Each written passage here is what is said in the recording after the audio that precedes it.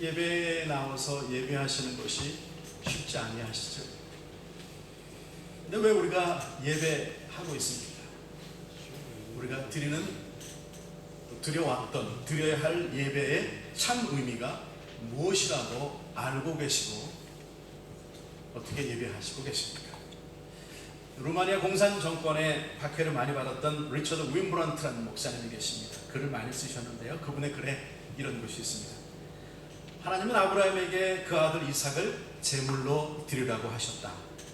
아브라함은 이삭을 데리고 모리아 산에 오르기 전에 이렇게 말했다. 창세기 22장 5절입니다. 1절 시작. 이 아브라함이 종들에게 이르되 너희는 나귀와 함께 여기서 기다리라. 내가 아이와 함께 저기 가서 예배하고 우리가 너희에게로 돌아오리라 하고, 내가 아이와 함께 저기 가서 예배하고 예배하겠다고 했다. 자기 아들의 숨통을 끊기 위해 지시한 곳으로 간 것이다. 아브라함은 왜 예배한다라고 했는가? 아들을 죽이는 것이 예배인가? 여기서 예배한다는 히브리 원문의 뜻은 절하다, 굴복하다이다. 이것은 하나님의 말씀에 절대적으로 순종한다라는 것이다. 예배자란 교회에 다니는 사람을 말하는 것이 아니다. 예배드리는 장소에 모여있는 사람을 말하는 것도 아니다. 일주일 내내 하루하루를 하나님의 뜻에 복종하는 사람을 예배자라고 한다. 그것이 즐거운 것이든 괴로운 것이든 상관없이 순종하는 것을 예배라고 하고 그런 사람을 예배자라고 한다 라고 썼습니다. 예배를 아주 잘 설명해 주셨죠. 자, 당신은 예배에 참석했습니까? 라고 물을 수 있습니다. 또 당신은 진정으로 그 예배 가운데 하나님을 예배했습니까? 라고도 물을 수 있습니다. 주님이 세우신 이 땅의 모든 교회들은 예배하는 공동체이죠. 선교와 봉사에 좀 게으른 교회가 있을 수 있고요, 주일학교 교육이 미약한 교회도 있습니다. 그런데 예배 드리지 않는 교회는 하나도 없습니다. 모든 교회들, 그리고 우리 모든 교우들이 정작 예배하지만 참 의미를 알고 드리는 것입니다.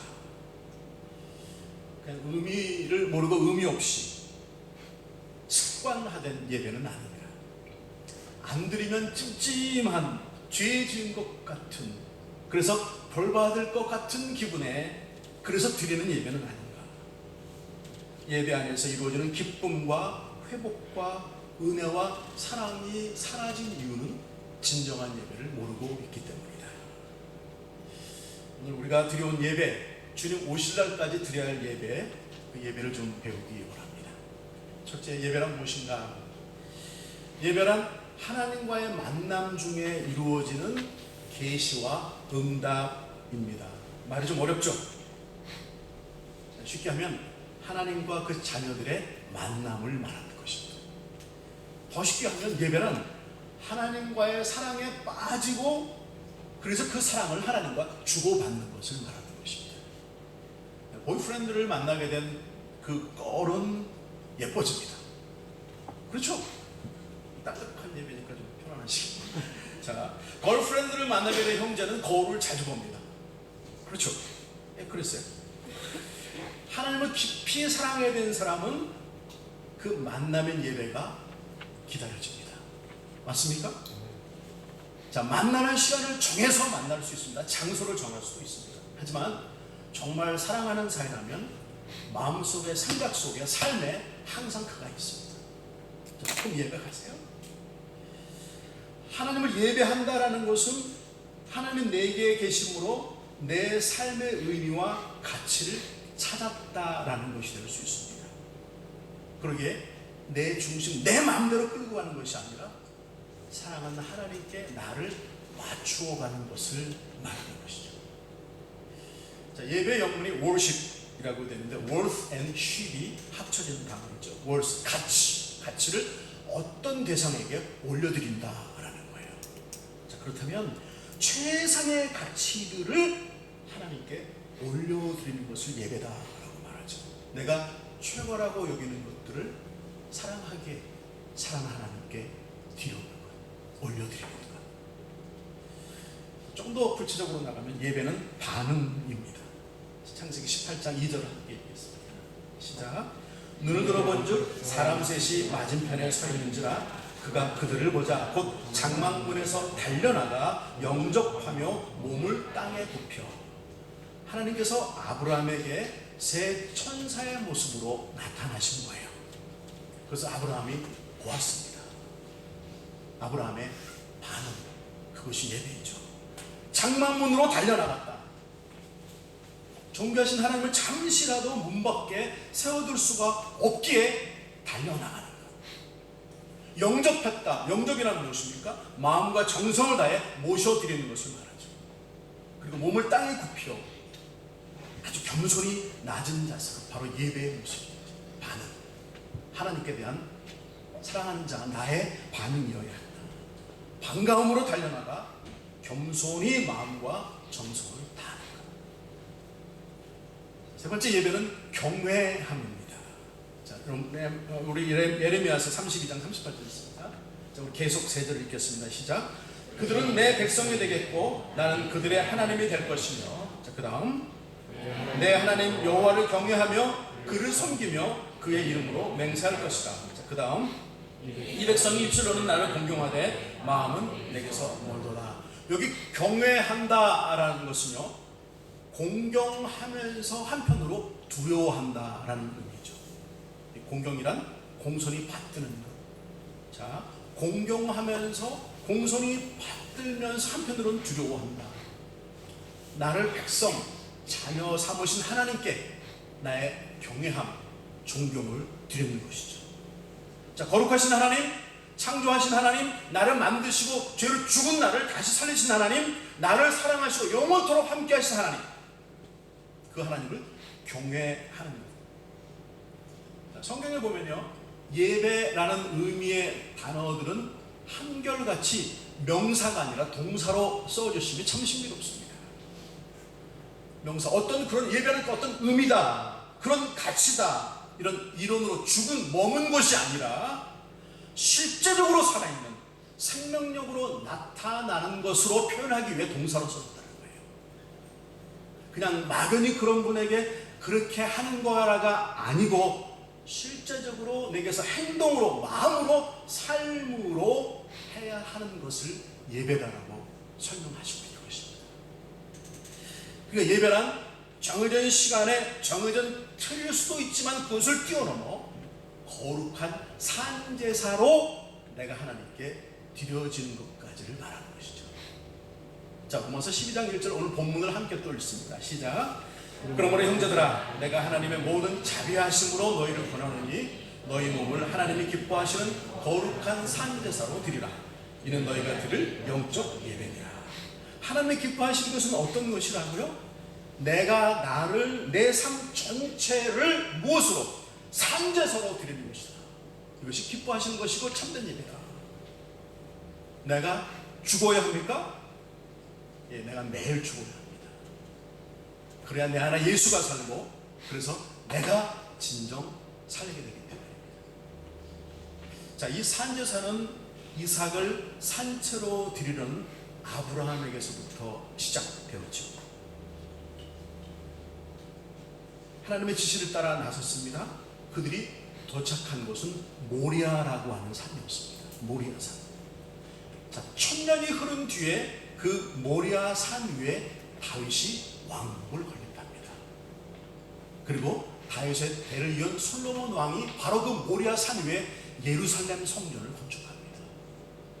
그리고 또다시 1000년이 흐른 후에 예수님이 바로 그 2000년 전 이삭의 모습처럼 십자가에 달려 산채로, 산제사로 죽습니다. 내가 오늘날 하나님 앞에 드려야 할 예배는 산제사이어야 한다. 산제사란 한 번에 죽는 것이 아니라 죽지 못하고 매일매일 살아서 영원히 살 것을 믿으며 드리는 제사를 말하는 것이죠. 하나님의 사람으로 하나님을 기뻐하며 드리는 제사. 자, 조금 더 설명하면요, 내가 하나님을 사랑하기 때문에 하나님 앞에 나왔다라고 의미하죠. 그분을 경외하고 공경하기 때문에 하나님 얼굴을 바라보며 내 모든 것을 다 들고 쳐다보고 있습니다. 이것이 사랑입니까? 저는 아니다라고 생각해요. 하나님이 진정 원하시는 사랑은 내게 나오고 내 세계에 속하고 나를 예배하는 거 기뻐하시겠지만 그것만이 아니라 거기서 한 걸음 더 나아가는 것, 내 안에 속해 나를 기뻐하며 나와 더불어 응답하고 그리고 소통하는 것 귀한 것이지만 산제사란 더 나아가 하나님을 사랑하기에 하나님이 기뻐하시는 뜻이 나를 통하여 나타나기를 살아가는 것, 나타나기를 소원하며 그렇게 살아가는 것까지를 포함해야 한다고 믿습니다. 자, 예배란 무엇입니까? 예배는 반응이다. 예배는 경외합니다. 넷째, 예배는 소통합니다. 하나님 사람을 당신의 형상으로 지으셨습니다. 다른 어떤 것들을 닮게 지으신 것이 아니에요. 그 나름대로, 사람은 따로 어떤 나름대로 독특한 모습이 아니라 하나님의 모습으로 지었다는 거예요. 왜요? 하나님과 더불어 소통하는 존재로 만드셨다는 거죠. 이 소통이란 뜻이 통하여 막힘이 없는 것, 오해가 없는 것을 말하죠. 모든 것을 만드시고 만드신 것을 다스리라고 다 맡기신 우리 하나님. 자, 엄청난 창조에서 가장 중요한 주인공은 바로 나였다는 거예요. 사람. 그리고 다 맡기셨다는 것은 온전한 교제, 온전한 소통을 원하셨다라는 뜻이 되는 것이죠. 그리고 참 예배는 이 소통의 회복이죠. 참 예배는 처음 지음받은 사람의 모습으로의 회복, 가로막힌 것이 없는 소통함. 그 온전한 교제를 미워하고 그리고 방해하는 세력들이 있었습니다. 동산에 나타나 여자를 유혹하고 결국에 사탄의 승리로 이어졌죠. 하나님과 사람의 사이를 갈로 놓았죠. 자, 그 후로 우리는 당연히 해야 될 소통을 잊어버리게 되었다. 예배가 사라졌다라는 거예요. 그 예배를 회복시키기를 원하시는 우리 하나님. 자, 모세가 바로 앞에 나갔습니다. 그리고 하나님의 메시지를 전달합니다. 출애굽기 8장 1절입니다. 시작. 여호와께서 모세에게 이르시되 너는 바로에게 가서 그에게 이르기를 여호와의 말씀에 내 백성을 보내라. 그들이 나를 섬길 것이다. 나를 섬길 것이다가 바로 나를 예배할 것이다 라는 의미예요. 내 백성. 그들이 종살이하는 애굽에서는 온전한 예배가 이루어질 수 없기 때문에 자, 종살이에서 나와야 합니다. 지금의 우리 모습들은 죄성을 버리고 털어버리고 하나님께로 나와야 합니다. 왜 벗어나게 하십니까? 예배하게 하려고. 예배가 회복되어야 원래대로의 회복, 원모습의 회복, 소통이 이루어지기 때문이죠. 만드신 사람다움으로의 회복, 다스리고 정복하고 하나님의 사람다움으로 세상을 가득 채우게 되는 회복을 원하십니다. 이 땅에 우리 예수님 오신 목적은 바로 우리를 살려 예배케 하려 하십니다. 하나님과 나 사이에 깨져버린 관계를 회복시켜 다시 소통함으로 예배자로 세우기를 원하십니다. 예배는 반응이다. 예배는 경외합니다. 예배는 소통이다. 그리고 예배는 하나님 중심이어야 한다. 자, 예수님으로 인해 하나님과의 관계가 회복되었습니다. 예배가 살아났습니다. 그러나 그 예배에서 내가 중심이 되어서는 안 된다라는 거예요. 오직 하나님 한 분께 초점이 맞춰서 하나님 안에 하나님을 위해 드려져야 한다. 하나님 우리의 예배 대상이시고 동시에 하나님은 성령과 진리를 우리 가운데 보내셔서 그 예배가 진정한 예배가 되도록 도와주시는 것입니다. 진리는 말씀을 말하고 성령은 우리 가운데 내재하신 그 성령을 말하는 거예요. 좀 어려우세요? 좀 설명을 하면 예배 속에 인간적인 요소들이 다 없어지고 사라져야 한다는 거예요. 요즘 교회마다 드려지는 예배가 또 우리 교회 예배가 진정한가를 살펴보자. 그냥 종교 행사가 아니냐. 물질적인 축복을 받기 위해 드려지는 예배, 가정과 자신의 평안을 위해 드리는 예배, 정서적인 불안감을 해결하는 예배, 영적 만족감을 위해 드리는 예배, 사랑과 사귐을 갖고자 하는 예배, 병고침을 얻고자 하는 예배, 음악과 그리고 분위기를 즐기려고 하는 예배가 있다. 아니어야 하죠. R.A. 토저 목사님은 이런 글을 썼습니다. 자신의 목적을 이루기 위해 하나님을 그 수단으로 찾는 자들은 결코 하나님을 만날 수 없어요. 그렇죠. 그것이 아니어야 한다는 거예요. 예배가 교회에서 사람들을 모으고 돈을 모으는 수단이 될 수 있다. 그렇게 큰 교회를 짓고 숫자와 건물을 자랑하지. 내가 어느 교회에 다닌다가 자랑이 됐죠. 내가 어떤 직분을 맡았다가 자랑이 되었다. 저는 차라리 직분이 없는 것이 도리어 은혜일 수도 있다고 생각해요. 직분을 맡았으나 직분대로 행하지 못하는 목사는 하나님의 부끄러움이 되죠. 결과가 황망하죠. 그런 교회, 그런 사람들 속에 진정한 예배는 없습니다. 하나님이 안 계시기 때문이죠.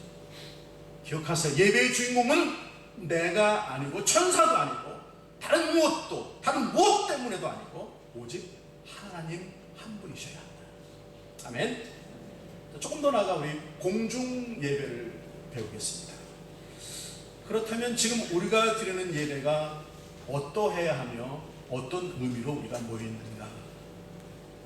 우리가 드리는 이 주일 예배는요, 나오시기 힘드시고 추운데 뭘 입고 나가야 되는지, 뭐 끝나면 어떻게 되는지 뭐 생각들이 많지만 우리 모든 믿는 이들에게 가장 기초가 되는 예배입니다. 기초, 펀더멘탈. 흔들리면 다 사라지는 거예요.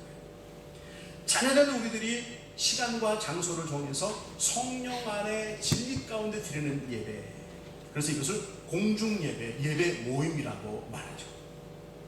자, 애굽을 떠난 이스라엘 백성들이 광야로 들어섰고 그들이 머무는 곳마다 하나님이 이렇게 지시하십니다.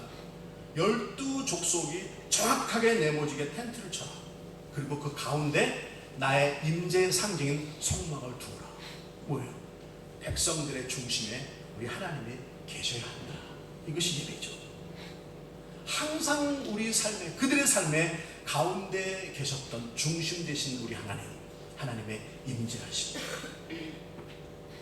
그것이 예배이고 우리가 드린 예배의 목적이어야 한다는 거예요. 초대교회 성도들은 잡히고 죽는 고난 중에도 시간과 장소를 정해놓고 예배했습니다. 어떤 지위랑 아무 상관없이, 어떤 나이든지 아무 상관없이 하나로 묶여져 한 믿음을 고백하며 축제처럼 예배했습니다.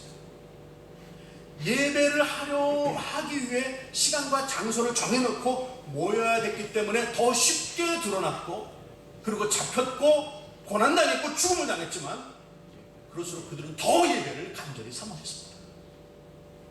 안락한 집이 아닌 지하동굴 무덤 카타콤에서도 예배했습니다. 모이기를 패하는 어떤 이들과 같지 아니하였습니다.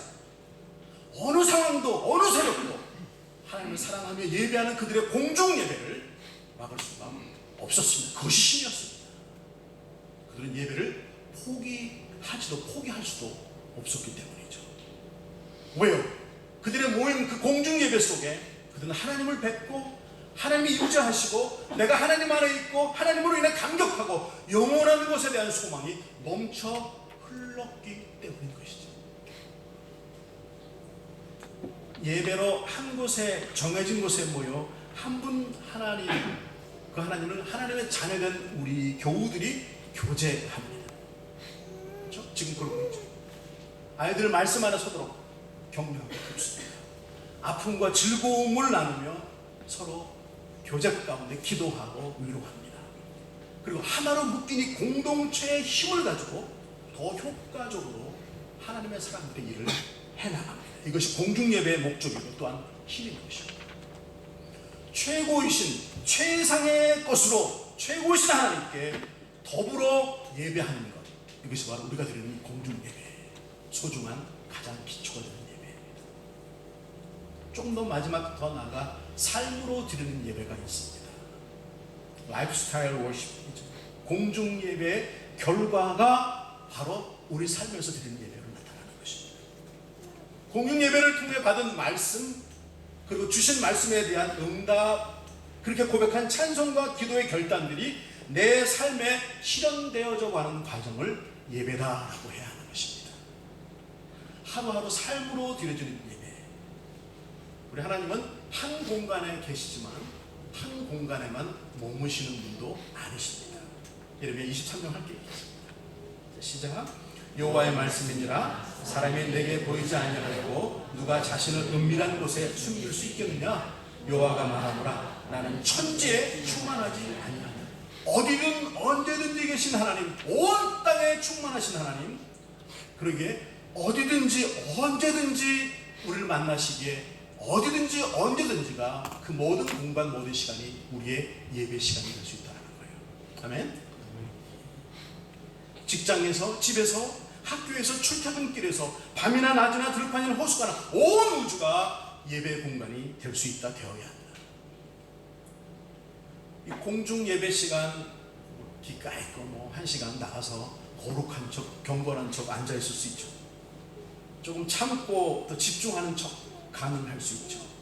그러나 하나님은 한 공간에 머무시는 분이 아니시다. 우리가 드릴 예배를 공중 예배뿐 아니라 삶에서 드려지는 예배여야 한다. 한 주일 1시간 제약된 공간과 시간을 벗어난 이벤트나 콘서트가 아닌 종교의식, 종교행위가 아닌 삶으로 드려지는 예배가 우리 가운데 필요합니다.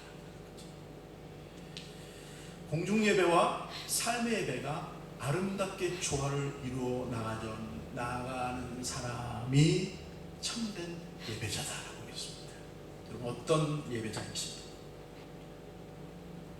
자, 마지막 정리합니다. 중국의 군인 한 명이 라디오 방송국에 이런 편지를 보냈습니다. 저는 라디오를 통해서 복음을 믿게 되었습니다. 제게 궁금한 것이 있는데요. 저는 기도를 알게 되었고 기도하고 있습니다. 그런데 예배는 어떻게 드리는 건가요? 갈 수 있는 교회도 없고 제게 예배를 알려준 사람도 없습니다. 제 생각엔 예배란 하루 종일 복음 안에 복음처럼 살다가 잠들기 전에 아멘을 붙이는 것이 아닌가라고 생각합니다.